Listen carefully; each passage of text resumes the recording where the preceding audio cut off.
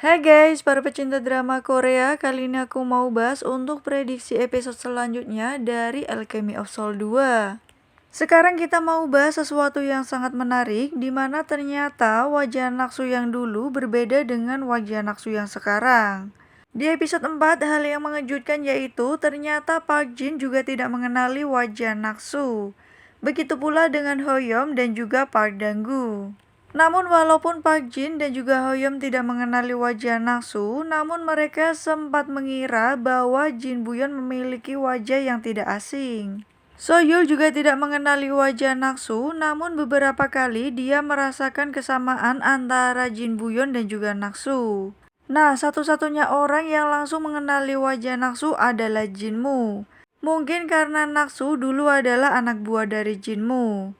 Oke, sekarang kita akan melihat apa sih perbedaan antara Naksu yang dulu dengan Naksu yang sekarang yang berada di tubuh Jin Buyeon.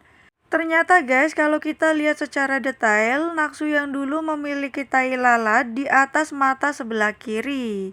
Seperti tanda yang sudah aku lingkari, kalian bisa melihat bahwa tai lalat tersebut terlihat dengan jelas. Di beberapa tampilan Naksu lainnya di season 1 juga terlihat tai lalat tersebut.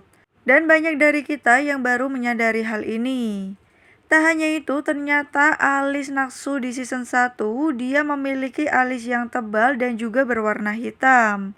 Nah, sekarang kita lihat tampilan dari Jin Buyeon yang menyerupai wajah Naksu. Kalau kita lihat secara detail, memang berbeda alis Naksu yang dulu dengan Naksu yang sekarang. Di mana Buyeon yang menyerupai wajah Naksu tidak memiliki alis berwarna hitam, namun dia berwarna coklat. Tak hanya itu, Jin Buyeon yang menyerupai wajah Naksu pun tidak memiliki tai lalat di mata atas sebelah kiri.